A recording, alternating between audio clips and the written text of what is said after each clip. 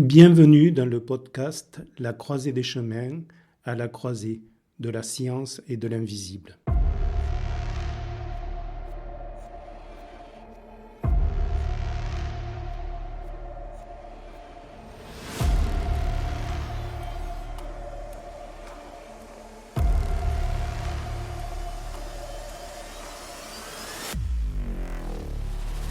Je m'appelle Franck Jean-Pierre Marty.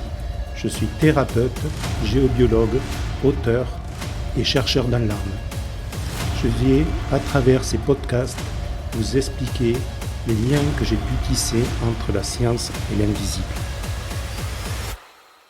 Me voici de retour pour la troisième partie de l'épisode numéro 15. Les textes de cette série d'audio sont issus d'une conférence que j'ai donnée en novembre 2024 lors d'un congrès organisé par Stéphane Cardino et Catherine Martin.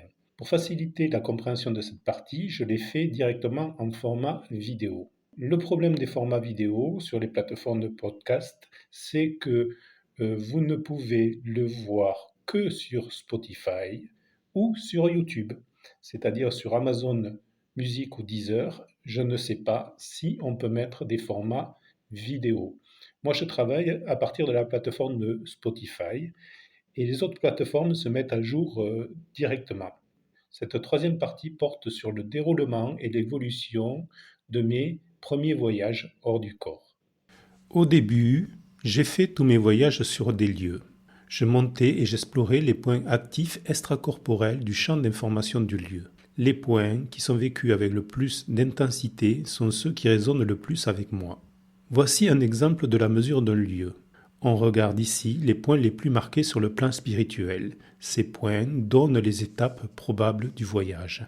Si je prends ici les points les plus marqués, c'est-à-dire les points qui sont à partir de 17, je ne vais prendre pour regarder que les informations qui ont une barre, on va dire, supérieure ou égale à 17. Le rose, je vous rappelle que c'est la première fréquence du plan causal, donc c'est juste au-dessus de la tête, on a le fameux passage vers une autre dimension, effet tunnel. Donc ça, c'est le passage dans le tunnel, première fréquence du rose.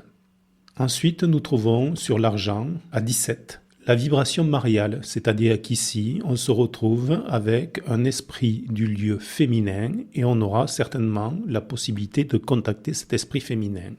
Et enfin, c'est le blanc scintillant, c'est la fréquence la plus haute, là on est quasiment à 4 mètres au-dessus de la tête. La phrase qui indiquait ses capacités à intégrer durablement dans ses cellules le bonus de l'expérience. Cette phrase-là, quand j'accédais à cette fréquence-là, je la vivais comme un soin cellulaire. Maintenant, voici ma mesure au retour de mon voyage. Je suis alors encore porteur du champ d'information du voyage vécu avec ses étapes principales. On voit que mon voyage correspond très bien avec le champ d'information du lieu. On retrouve le passage dans le tunnel, la rencontre avec l'esprit féminin du lieu. On voit par contre que je me suis arrêté au blanc opalescent et donc je n'ai pas eu droit aux soins cellulaires, le blanc scintillant. Sur le cristal, la mention expérience de mort et de renaissance, donc c'est ce que je vous expliquais, vraiment ces voyages-là, surtout les premiers, je les ai vécus comme une expérience de mort et de renaissance, avec le sentiment de temps qui s'arrête. C'est en fait que ces expériences-là peuvent parfois durer quelques dizaines de secondes, mais on a l'impression d'avoir vécu une expérience de plusieurs minutes, voire plusieurs dizaines de minutes. C'est très court dans un temps, mais c'est très intense et on n'a plus du tout la notion de temps.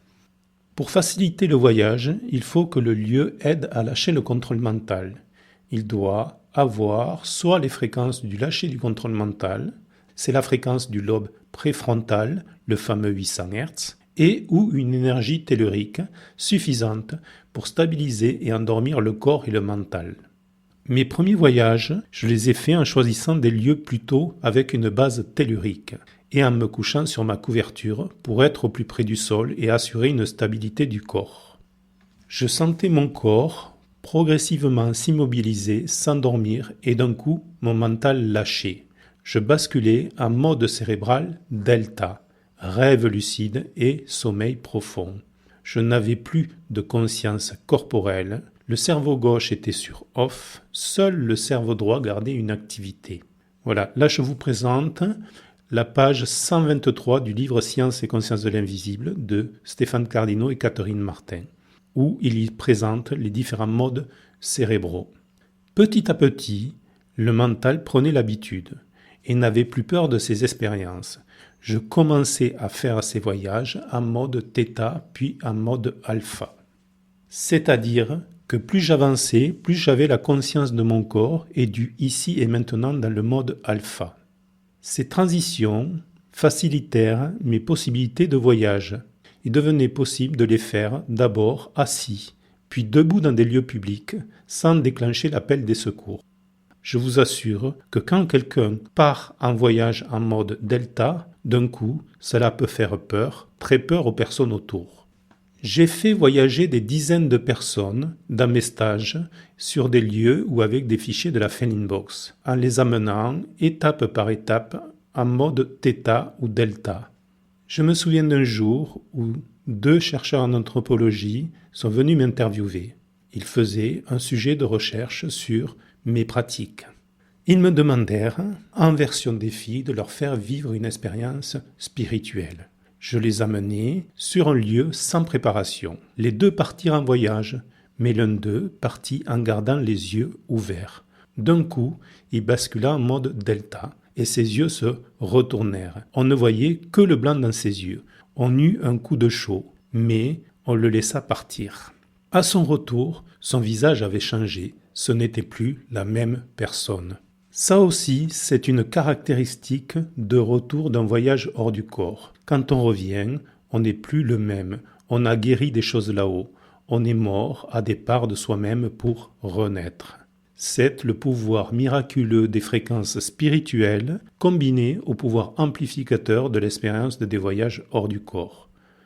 Je reviens à moi, la possibilité de faire des voyages hors du corps en mode θ ou delta me permit de tester et d'expérimenter d'autres supports, comme les arbres, la musique, les objets, les personnes. En fait, il n'y a que les limites que l'on s'impose. Cet épisode est terminé, je vous retrouve jeudi pour un bonus. Si vous reprenez mes propos, pensez à me citer, c'est tout simplement de l'honnêteté intellectuelle. Si vous ne voulez rien manquer de mes épisodes, abonnez-vous et activez la cloche sur les plateformes. Pour m'aider à me faire connaître, partagez et likez mes épisodes. Si vous voulez me contacter, vous pouvez passer par mes réseaux sociaux ou par mon site internet. Si vous voulez pratiquer les voyages hors du corps, sachez que j'organise régulièrement des week-ends de pratique. Merci d'avoir regardé cet épisode et je vous retrouve très bientôt.